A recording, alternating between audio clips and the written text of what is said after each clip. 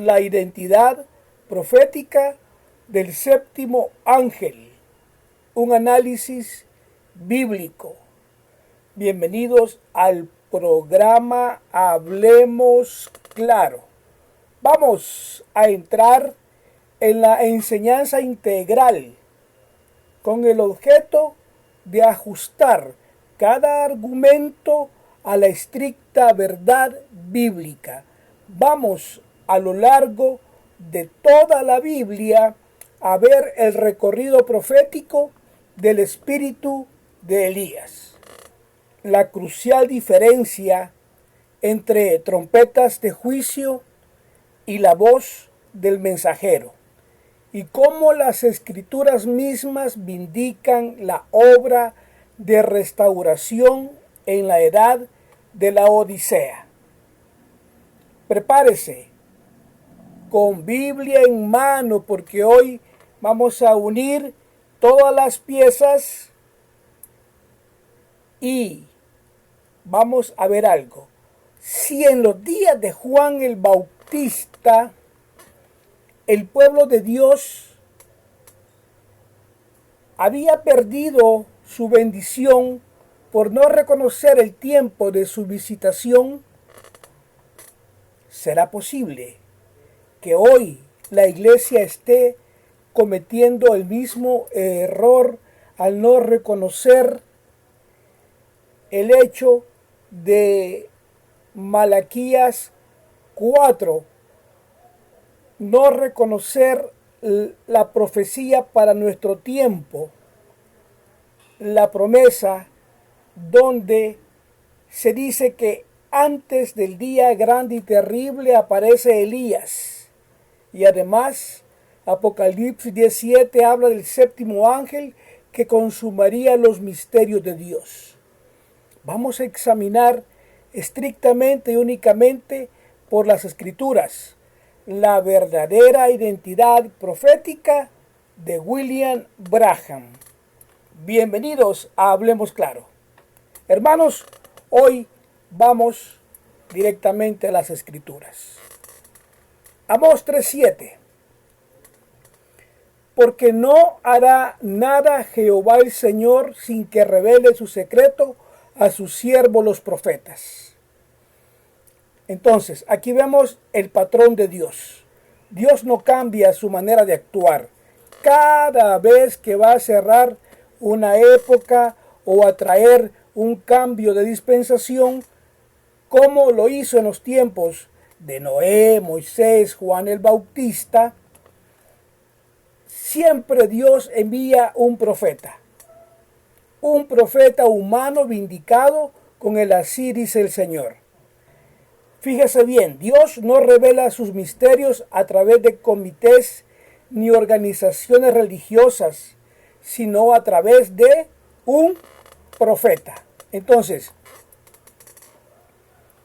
las escrituras nos muestran el patrón bíblico. Necesario ir a través de las escrituras para tener base, para distinguir primero entre Elías mismo y personas que vendrían con el espíritu y ministerio de Elías. Esta enseñanza particular del ministerio del profeta William Branham relacionaba estas escrituras en una cadena profética. Iniciaba por esta escritura que acabamos de leer, luego venía con Malaquías 4, 5 y 6 y mostraba él allí la promesa de un Elías antes del día de Jehová grande y terrible. La escritura dice: yo os envío al profeta Elías antes que venga el día de Jehová grande y terrible. El hermano William Branham me enseñaba que aquí estaba una promesa, la promesa para los últimos días, y que este ministerio que estaba prometido era el ministerio de Elías. tendría como propósito restaurar la palabra original y volver el corazón de los hijos a la fe de los padres. Entonces, ese es un punto importante de nuestra enseñanza del día de hoy. Ver la promesa de Malaquías 4, 5 y 6. Además, centrados en la promesa de Malaquías 4, 5 y 6, importante será ver la diferencia de Malaquías 4, 5 y 6, porque allí hay algo importante. 1. El corazón de los padres hacia los hijos, que es un ministerio que lleva a cabo Juan el Bautista en su tiempo, y el corazón de los hijos hacia los padres, lo cual se relaciona con el ministerio de Elías en el tiempo final. De esa manera lo colocaba el hermano Branham. Él consideraba que Malaquías 4 tenía una aplicación que alcanzaba tanto al ministerio de Juan como al ministerio profético del tiempo final. Un doble cumplimiento. Las escrituras que el hermano Branham usaba, Lucas 1:17, dice así: Juan vino con el espíritu y poder de Elías. Según esta escritura, Lucas 1:17, es el ángel el que le dice acerca de Juan, le dice, e irá delante de él con el espíritu y el poder de Elías. Entonces, aquí está una clave muy importante. Juan no era Elías literalmente, sino que vino con el espíritu y poder de Elías. Es por eso que Jesús pudo identificar a Juan con la profecía de Elías, mientras Juan mismo podía decir que no era Elías literalmente. En otras palabras, Elías, ministerio profético; Juan, mismo espíritu, poder y función profética; otro ministerio de Elías, la aplicación futura. Entonces, de esta manera, el hermano Branham usaba esto para explicar que cuando la Biblia habla de Elías, no necesariamente significa que la misma persona física, Elías, vuelve a aparecer, sino que, tal como las escrituras dicen, en Mateo 17:11, dice, Elías viene primero y restaurará todas las cosas. Después de la transfiguración, los discípulos preguntaron, ¿por qué? Pues decís, después de la transfiguración, los discípulos preguntaron, ¿por qué pues dicen los escribas que es necesario que Elías venga primero? Jesús responde, a la verdad Elías viene primero y restaurará todas las cosas.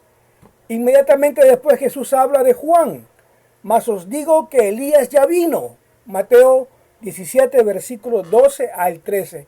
Aquí aparece algo importante que el hermano Branham consideraba esto fundamental y necesario de entender. El hecho de que Juan ya había venido, pero Jesús todavía podía decir que Elías viene primero. ¿Entiende? En relación a una restauración para el tiempo futuro en el ministerio, al hermano Branham hablando del cuarto Elías, de esa enseñanza en el ministerio. Y él presenta la secuencia y dice, el espíritu y el poder de Elías reposando en diferentes hombres. Elías Tisbita es el profeta original de Primera de Reyes y Segunda de Reyes. Luego Eliseo, que recibe una doble porción del espíritu de Elías. Aunque el hermano Branham normalmente lo trataba como una continuación del ministerio, no simplemente como otro Elías. Luego Juan el Bautista vino con el espíritu y poder de Elías para preparar la primera venida de Cristo. Y el Elías que está en el futuro, el Elías del futuro, enseñaba el hermano Branham que sería la manifestación final del ministerio de Elías antes de la segunda venida de Cristo. Especialmente venía esto relacionado en la promesa de Malaquías 4, 5 y 6 y Mateo 17, 11. Por eso, después de que uno viene este mensaje, empieza a conocer la enseñanza. No es hasta cuando uno conoce la enseñanza y logra uno entrar a estas escrituras y verificar la biblicidad del asunto de el cuarto Elías. Cuando vemos esto y vemos las escrituras, vemos cómo lo presenta el hermano Branham escrituralmente, es hasta cuando nosotros podemos llamar a William Branham el cuarto Elías.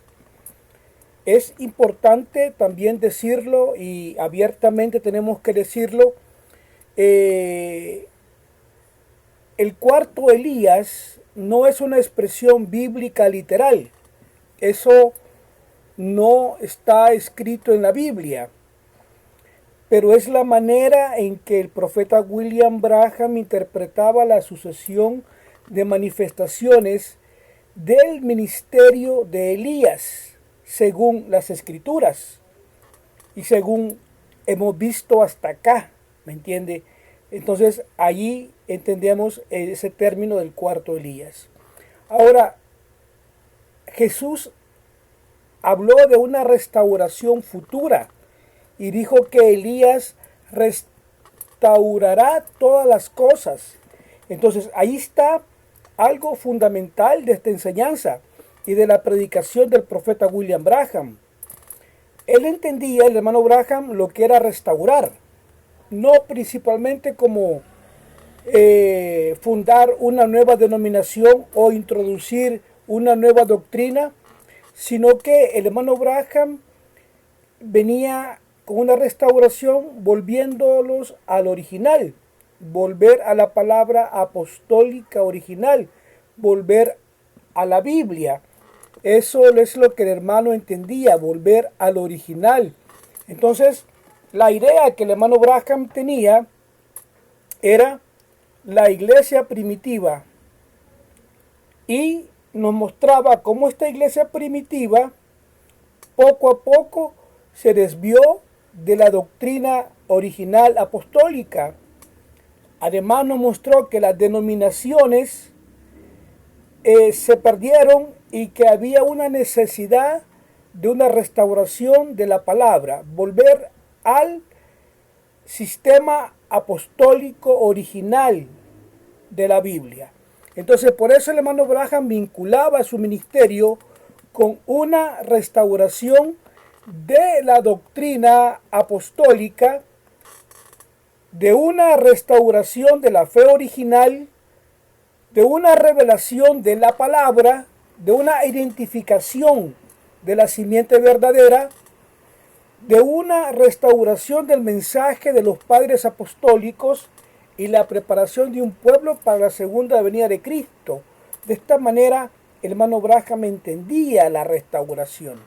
Entonces, Juan el Bautista y el último ministerio de Elías, hermanos, si los miramos y hacemos un cuadro comparativo y miramos Juan el Bautista y el último o cuarto Elías, vemos acá el cuarto Elías no hacen la misma cosa, porque Malaquías 4, 5 y 6 da la promesa de restauración antes del día grande y terrible. Entonces viene una restauración y Lucas 1:17 prepara al pueblo para una primera venida. Mateo 17:11 promete que Elías iba a restaurar todas las cosas y Malaquías 4, 5 y 6 lo promete el ministerio final, volver el corazón de los hijos a los padres. Entramos en la parte interpretativa del ministerio Branham. Juan el Bautista preparó un pueblo para la primera venida de Cristo. Ahora, el ministerio de Elías de los últimos días prepararía un pueblo para la segunda venida de Cristo. Entonces ahí está la diferencia que el hermano Branham enfatizaba entre los dos. Juan introdujo al Mesías. El ministerio final de Elías debía restaurar la fe original y preparar a la novia para la venida del Señor. Entonces vemos que esa era la labor del cuarto Elías. Ahora ya es un poco más claro para nosotros el poder verlo. Entonces ver por qué razón se le llama cuarto Elías. El hermano Branham interpretaba que el mismo tipo de ministerio profético venía, no que venía Elías físicamente regresando. No, el patrón es Elías, Juan, ministerio final de Elías. Entonces el hermano Branham se identifica con ese último ministerio basándose especialmente en Malaquías 4, 5 y 6, una identificación bíblica. Malaquías 4, 5 y 6, Lucas 17:30, Mateo 17:11. Entonces las escrituras relacionan todo el ministerio de Elías. Algo importante, la identificación del profeta William Branham como el cuarto Elías es una interpretación del ministerio, no es una afirmación aceptada por el cristianismo en general. Las distintas tradiciones cristianas interpretan estas profecías de manera diferentes. Los católicos, los testigos de Jehová, ellos hacen una interpretación diferente a esto. Entonces, vamos a entrar al repaso nuevamente para que ver de asegurar estos puntos. La primera parte de Malaquías 4, 5 y 6, volver el corazón de los padres a los hijos, se cumplió estrictamente en el ministerio de Juan el Bautista. Lucas 1:17. Él hizo volver el corazón de los patriarcas del Antiguo Testamento hacia los hijos de la fe del Nuevo Testamento y al presentar a Cristo. Pero había una segunda parte ministerial, la cual es volver el corazón de los hijos a los padres, cosa que Juan el Bautista no hizo. No la hizo Juan el Bautista, tenía que hacerse antes del día grande y terrible, la gran tribulación. Por eso Jesús dijo en Mateo 17:11, habiendo ya muerto Juan el Bautista, habla en futuro y dice: Elías viene primero y restaurará todas las cosas. Esta restauración consiste en hacer volver el corazón de la iglesia de Jesucristo del tiempo final, es decir, los hijos de Dios, a la fe y doctrina original de los apóstoles, sus padres espirituales. Entonces, esa es la restauración. Ahora, ¿cómo determinamos que hay un ángel, un séptimo ángel? ¿Cómo podemos identificar bíblicamente que existe o que vendría un séptimo ángel para poder identificarlo si está en la Biblia? Bueno, para determinar las escrituras. Apocalipsis 1, versículo 20 dice: el misterio de las 7 estrellas y los 7 candeleros de oro. Las 7 estrellas son los ángeles de las 7 iglesias. Apocalipsis 3:14, y escribe el ángel de la iglesia en la Odisea. Aquí aclara el término bíblico en griego, la palabra para ángel, ángelo, que significa, traducido literalmente, mensajero. Los 7 ángeles de Apocalipsis 2 y 3 no son seres celestiales con alas, sino 7 hombres terrenales enviados por Dios con un mensaje para cada una de las 7 edades de la iglesia gentil, desde Pablo en Efeso hasta el séptimo mensajero a la edad de la Odisea. La escritura nos apunta a Apocalipsis 17, donde dice: sino que en los días de la voz del séptimo ángel, cuando él comienza a tocar la trompeta, el misterio de Dios se consumará, como él lo anunció a sus siervos los profetas. Fíjese bien, Apocalipsis 10:7. Tocar la trompeta, el lenguaje profético para la iglesia gentil, la trompeta representa la proclamación de un mensaje, la aclamación, un mensaje. El oficio, Apocalipsis 17, dice que el séptimo ángel es un profeta, como él lo anunció a sus siervos los profetas. Este texto de Apocalipsis 17, vital, importante, porque ahí nos dice que es un profeta. Está esa pequeña luz allí donde lo logramos entender. Y la obra del mensaje, es decir, la misión, no vino a fundar una nueva religión ni agregar libros a la Biblia, sino a desatar los misterios que estaban sellados desde Daniel 12 a Apocalipsis 10. Los 7 sellos, las 7 edades, para regresar a la novia, al orden y la fe pentecostal apostólica antes del arrebatamiento. Mis estimados amigos, mire, la fe cristiana, la fe verdadera, no debe descansar únicamente en opiniones humanas o experiencias personales o tradiciones religiosas o en lo que enseña X predicador. La base de la fe del verdadero creyente debe de ser la palabra de Dios.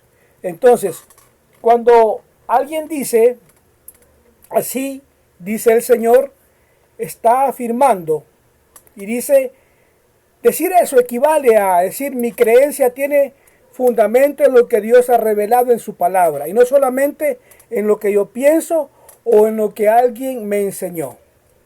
Esto es vital e importante para el estudio de cada uno de nosotros del mensaje traído por William Branham. Ahora, usted puede llegar entonces a valorar de esta manera, conociéndolo escrituralmente, valorar el ministerio, estudiar sus sermones, considerar las enseñanzas, y debemos mantener el fundamento. El predicador puede señalar hacia la palabra, pero el predicador no reemplaza la palabra. Eso es muy importante. El apóstol Pablo dice acerca de a dónde tiene que estar fundamentada la fe del creyente. La fe necesita fundamento, porque, como lo expliqué en otras ocasiones, no hay fe sin palabra de Dios. La fe es la acción correspondiente a lo que dice la palabra. Entonces, la fe necesita un fundamento. Así que el apóstol Pablo dice, así que la fe es por el oír y el oír por la palabra de Dios. Romanos 10:17. Es la única forma en que la fe viene a morar dentro del corazón del creyente. Solo a través de oír y el oír palabra de Dios. Entonces, tener una fe bíblica es tener una fuente, tener un fundamento, tener la palabra de Dios como poste de amarre, ¿me entiendes? El fundamento. Por eso, si alguien dice, yo creo esto porque lo dijo tal persona, yo lo creo porque lo enseñó tal predicador. Ahora, yo a la gente que me sale así, yo le digo, mire, ¿y dónde está escrito eso? Hey, no hay fe sin palabra de Dios. ¿Dónde está escrito? Esa es la pregunta. No porque debamos desconfiar de todo, sino porque nuestra autoridad final debe de ser Dios y su palabra. Ahora, una experiencia no sustituye la escritura. Es que yo tuve una sensación, es que Algo me dice a mí, yo percibo que es verdad. No, debe de basarse en las escrituras. Una persona puede tener una experiencia espiritual muy fuerte, puede contar cómo Dios respondió a una oración, cómo recibió dirección o cómo experimentó algo sobrenatural, pero la experiencia por sí sola no establece una doctrina. Mire, yo le pregunto entonces, mire, ¿y esa experiencia que usted tuvo está de acuerdo con la palabra? Porque hasta eso, que la experiencia que tuvo sobrenatural tiene que estar acorde a la palabra. Porque la Biblia advierte que debemos probar lo espiritual. Primera de Juan 4, versículo 1. Amados, no creáis a todo espíritu, sino probad los espíritus si son de Dios. Por eso, mis hermanos, por eso, mis amigos, mire, experiencia debe de ser examinada por la palabra, por la escritura. La predicación debe ser examinada por la escritura. La doctrina debe de ser examinada por la escritura. Tenemos un gran ejemplo en la Biblia, hermanos. El ejemplo que siempre sacamos, aquí hablemos claro, los honorables bereanos. Hechos 17:11. Ahí se presenta la excelencia, el modelo, escudriñando cada día las escrituras para ver si estas cosas eran así. Eso hacían los bereanos, ¿me entiende? Y la iglesia del final, dijo hermano Branham, es como la iglesia primitiva. ¿Qué estaba haciendo la primitiva? Eso mismo va a estar haciendo la iglesia hoy en el tiempo final. Aquellos allá en el principio, la iglesia primitiva escuchaba la predicación de Pablo. Oiga, escuchaban de boca de Pablo, pero no simplemente solo porque Pablo lo dijo, el apóstol. No solo por eso lo aceptaron. No solo por eso aceptaron todo sin examinarlo. No, aquellos bereanos escucharon, examinaron, comprobaron por las escrituras. Entonces, esa es la forma, mis hermanos. Eso debería ser también el espíritu nuestro hoy al estudiar cualquier enseñanza que estemos estudiando. Ahora, cuando podemos nosotros hacer una aplicación importante, ahora, si creemos que Dios usó, por ejemplo, al profeta William Branham para entregar un mensaje de restauración, entonces debemos ser todavía más cuidadosos en examinar las enseñanzas a la luz de las escrituras. No debemos decir, miren, es verdad, porque lo dijo el profeta William Branham. Yo lo creo solo porque el profeta William Branham lo dijo. Él no puede mentir, él no puede equivocarse, él está correcto. Hermanos, eso no está bien. Usted debe de llegar a entender a través de la administración de la iglesia local dominical, a través de su pastor, a través de la administración del cuerpo de Cristo. Usted tiene que llegar a decir, mi hermano, lo creo porque puedo verlo fundamentado en la palabra de Dios. Eso significa, mi hermano, algo importante. Y fíjese bien, eso no significa que está despreciando usted al mensajero. No significa que está colocando algo mal. No. Significa que está colocando cada cosa en su lugar. El mensajero apunta a la palabra. La palabra apunta a Cristo. Cristo es el fundamento de nuestra fe. Entonces ahí está. Ahí podemos verlo. Lo creo porque está en las escrituras. Ahora, cuando el así dice el Señor viene, esto implica obediencia. Hay algo muy importante que tenemos que ver. Si hay un así dice el Señor, no significa simplemente encontrar un versículo para respaldar lo que ya queremos creer. No se trata de eso. Significa estar dispuestos a someter nuestra voluntad a lo que Dios dice. Si la palabra contradice mi opinión, yo debo de cambiar mi opinión. ¿Me escuchó? Si la palabra de Dios escrita contradice mi opinión, yo debo de cambiarla y ajustarla a la palabra de Dios. Si la palabra corrige mi conducta, yo debo corregir mi conducta. Si la palabra me llama al arrepentimiento, yo debo de arrepentirme. Por eso, mis hermanos, el verdadero creyente obedece la palabra de Dios. Nuestra fe no puede descansar en una experiencia, no puede descansar en una tradición o en una denominación, ni en la palabra de un hombre. Toda fe genuina debe tener un fundamento, y yo se lo vuelvo a repetir, el fundamento de la palabra de Dios. Por eso, aquí no preguntamos solamente, hey, ¿y quién lo dijo?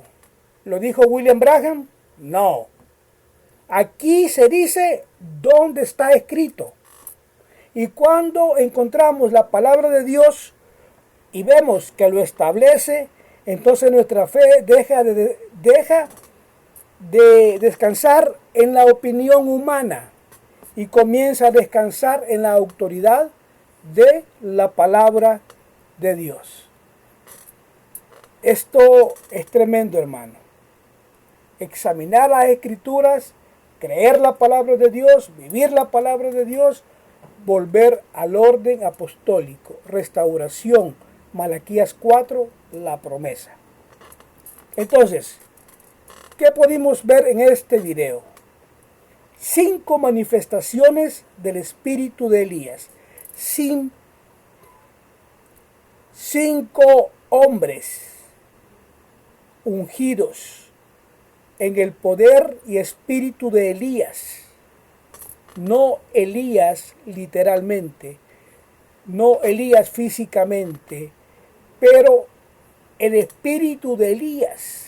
Así lo enseñaba el profeta William Branham. El ministerio de Elías no debe de entenderse únicamente como el regreso literal físico del profeta Elías, sino como una manifestación repetida del mismo espíritu y carácter profético en diferentes épocas y en diferentes propósitos. El patrón comienza con Elías Tisbita y culmina en su esquema escatológico con el ministerio de Apocalipsis 11. Elías Tisbita es el ministerio original. El primer Elías fue el profeta histórico de Primera de Reyes 17:2 y de Reyes 2. Su ministerio se caracterizó por una confrontación directa contra la apostasía religiosa de Israel. En los días de Acab y Jezabel, Israel había mezclado la adoración de Jehová con Baal, y Elías aparece en ese momento. Entonces viene para llamar a Israel de regreso a Dios y a su palabra. Eso es interesante y fundamental ver qué es lo que Elías Tisbita hizo. ¿Por qué? Porque el ministerio de Elías apareció en ese tiempo, según Primera de Reyes 18:21, dice: ¿hasta cuándo claudicaréis vosotros entre dos pensamientos? Allí en el Monte Carmelo, Elías no estableció una nueva religión, no vino a poner su ministerio, fue una restauración de Israel a la verdadera adoración a Dios. Entonces el hermano Branham miraba ese patrón que posteriormente se repetiría. Y ahí está: apostasía, confrontación, vindicación, sobrenatural, restauración de la palabra. Elías constituye el modelo del ministerio de restauración del tiempo final. Eliseo, con su doble porción, Antes de que Elías fuera tomado, Eliseo pidió esa doble porción. Te ruego que una doble porción de tu espíritu sea sobre mí. Segunda de Reyes 2, versículo 9. Eliseo recibió esa petición y continuó el ministerio profético después de que Elías se había ido. Entonces el hermano Branham hace el énfasis sobre Eliseo, lo que él realizó y esa doble porción de milagros registrados en el poder y espíritu de Elías para él. Esto demostraba la continuidad del espíritu ministerial de Elías en Eliseo. Entonces, tercer uso de Dios al espíritu de Elías. Esta es la primera manifestación que el Nuevo Testamento identifica expresamente como el espíritu de Elías. El ángel lo dijo claramente, él lo dijo, e irá delante de él con el espíritu y poder de Elías. Lucas 1:17. Juan no era Elías literal, físicamente regresando, sino que era el espíritu y el poder de Elías. Luego, cuando le preguntaban, ¿eres tú Elías? Él respondía, no soy Elías. Juan 1:21. Sin embargo, Jesús identificó su ministerio con la profecía de Malaquías. Mas, ¿qué saliste a ver? ¿Un profeta? Si os digo más que un profeta. Mateo 11, versículo 9. Y posteriormente, en Mateo 17:12, mas os digo que Elías ya vino. El hermano Branham en la enseñanza acá mostraba que el mismo espíritu ministerial puede aparecer nuevamente sin que sea la misma persona. Elías confrontó la apostasía de Israel en su generación. Juan confrontó la condición religiosa de Israel en los días de Jesús y preparó al pueblo para la primera venida del Mesías. Por eso Lucas 1:17 dice que Juan iría delante del Señor. Entonces el mensaje de Juan fue: arrepentidos porque el reino de los cielos se ha acercado. Juan restauró el corazón de los padres hacia los hijos en preparación para la manifestación del Mesías. Hay que decirlo, William Branham no se apuntó a sí mismo. No dijo, yo soy el Elías, yo soy el cuarto Elías. Nunca dijo eso. Nosotros entramos directamente a la enseñanza. Miramos cómo él enseñaba que después de la edad apostólica, la iglesia había entrado progresivamente en una apostasía doctrinal, apartándose de la palabra original. Por eso, el hermano Branham entendía que Dios iba a levantar un ministerio de restauración en los últimos días y mostraba 4 escrituras básicas: Malaquías 4, 5 y 6, Mateo 17, 11, Lucas 17, 30, Apocalipsis 17. La base ministerial. Él nunca dijo yo soy, él se presentó la base y llevó una obra ministerial, y por lo que él hizo fue identificado como el mensajero, su identidad profética. ¿Me entiende?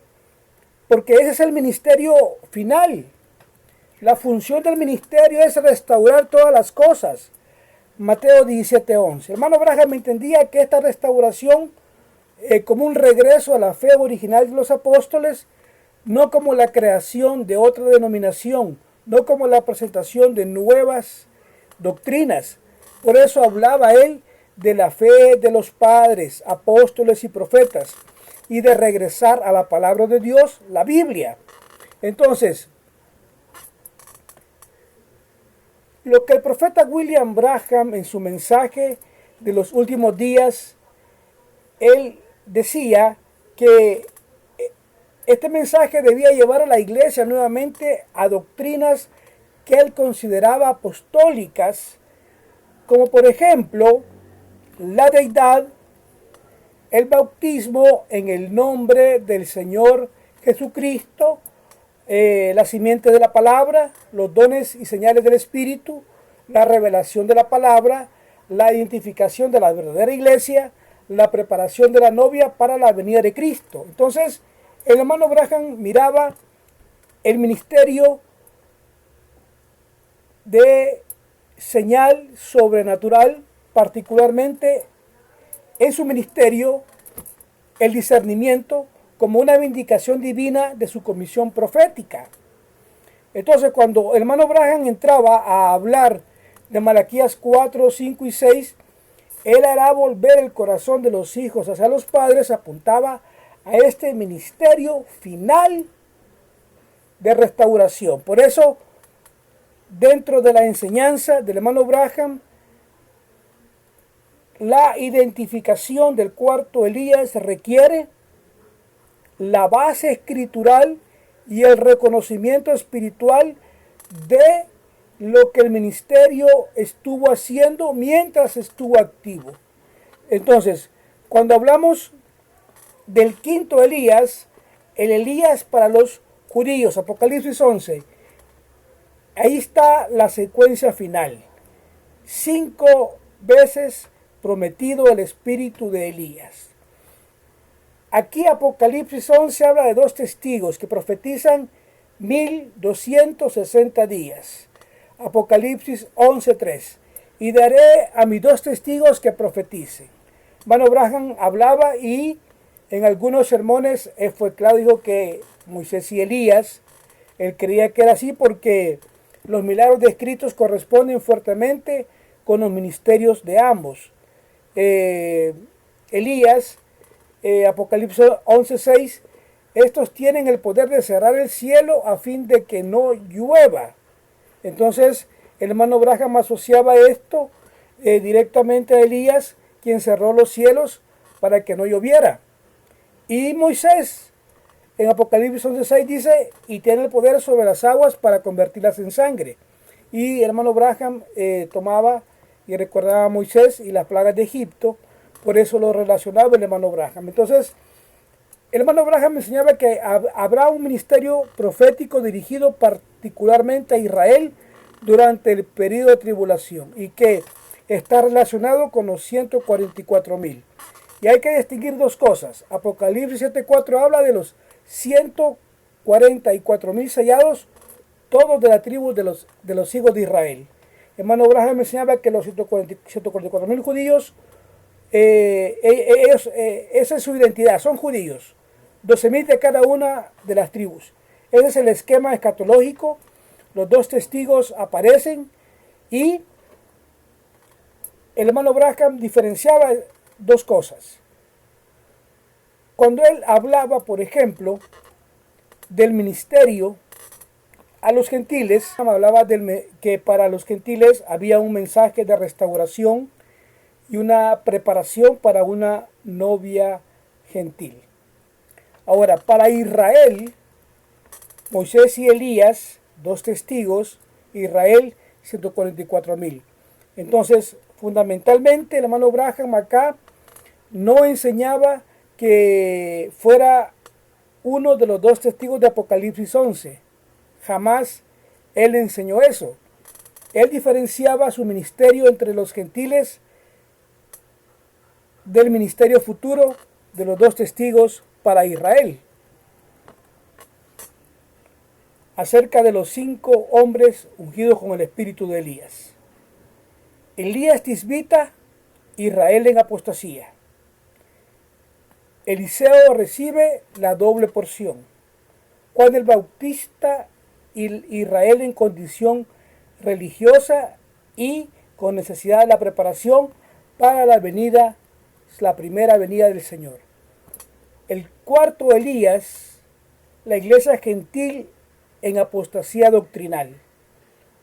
Restauración de la fe apostólica, preparación de la novia. Y Moisés y Elías, Apocalipsis 11, Israel durante la tribulación. Llamamiento, testimonio y sellamiento de Israel 144.000. No se trata de 5 hombres que sean literalmente Elías, sino de la repetición del mismo tipo de ministerio profético, exactamente, bajo el mismo espíritu, en diferentes momentos del programa de Dios. El patrón se puede resumir así: Elías aparece cuando Israel se ha apartado de la palabra y su mensaje vuelve a Dios. Eliseo recibe la doble porción y continúa ese ministerio profético con una mayor manifestación del poder de Dios. Juan el Bautista viene con el espíritu y poder de Elías para preparar el camino para la primera venida de Cristo. Y el cuarto Elías, después de estudiar, ver las escrituras y ver lo que el ministerio hizo, William Branham, según las escrituras, aparece en la edad gentil con el ministerio de Elías para restaurar la fe de los padres apostólicos, y de acuerdo a Mateo 17:11 y Malaquías 4:6, para preparar a la novia para la segunda venida de Cristo. Y finalmente Apocalipsis 11 dijimos Moisés y Elías. Entonces ahí está resumido todo, cómo lo podemos ver en forma bíblica. Hemos seguido los patrones, hermanos de la comunidad del mensaje de la hora. Al llegar al final de este estudio, debemos recordar cuál es el verdadero propósito del mensaje traído por William Branham, el mensaje que él predicó. Mire, el centro no debe de ser el hombre, sino Jesucristo y la palabra de Dios. Si Dios usó un ministerio profético para llamar la atención de una generación hacia la Escritura, ese ministerio debe de conducirnos nuevamente a Cristo, no hacer que nuestra fe dependa de una persona. El propio principio bíblico es claro: escudriñad las Escrituras, porque a vosotros os parece que en ellas tenéis la vida eterna, y ellas son las que dan testimonio de mí. Juan 5:39. Juan 5:39. Por eso el propósito del mensaje no debe de entenderse como exaltar a William Branham, sino reconocer el ministerio que él mismo afirmó haber recibido, y sobre todo, lo más importante, y es el deber suyo, la responsabilidad de todo cristiano, porque todo cristiano tiene esa responsabilidad espiritual, y es la de examinar su enseñanza a la luz de las Escrituras. El mensajero no es el centro, Cristo es el centro. El hombre no es la palabra es la palabra. Si creemos que Dios envió un mensaje para preparar a una novia antes del arrebatamiento, entonces la evidencia de haber recibido ese mensaje no puede limitarse a conocer sermones, frases, citas o enseñanzas. Amigos, debe de producir una vida transformada por la palabra. No siga experiencia ajena. Esta es una exhortación especial para nuestra comunidad, para nuestra generación. No podemos vivir solamente de lo que otro hombre experimentó con Dios. Podemos escuchar el testimonio de un profeta, estudiar sus sermones y aprender de su ministerio, pero cada creyente debe llegar personalmente a una relación con Jesucristo, a una convicción basada en la palabra de Dios. Pablo dijo: examinaos a vosotros mismos si estáis en la fe. Segunda de Corintios 13:5. Por eso la pregunta no debe de ser solamente: hey, miren, bueno, ¿y qué dijo pues el hermano Branham? La pregunta debe de ser: ¿qué dicen las Escrituras? Metas eso acá en la cabeza. Y después, ¿será que estoy viviendo aquello que estoy diciendo que creo?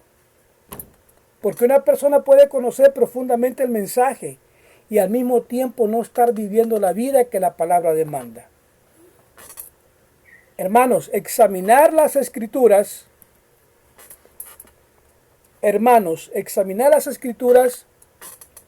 es algo que se les está demandando aquí dentro de la comunidad del mensaje de la hora. Conocer la escritura, estudiarla y vivirla. Veamos a los hermanos de Berea.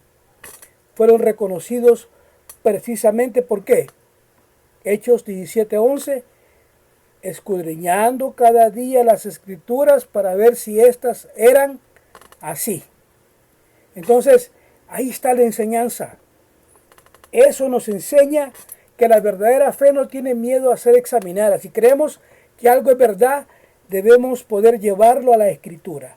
Por tanto, no aceptamos algo solamente porque lo dijo el profeta o porque lo dijo X predicador.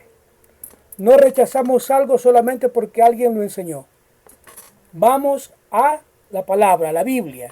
Y si vamos a la Biblia, vamos porque queremos vivir la palabra. Santiago 1:22, pero sed hacedores de la palabra y no tan solo oidores. Entonces, el verdadero propósito de escuchar palabra es obedecerla. Si hablamos de restauración, debe de haber restauración en nuestro hogar. Si hablamos de amor, debe existir amor entre nosotros. Si hablamos de santidad, debe existir santidad en nuestra conducta.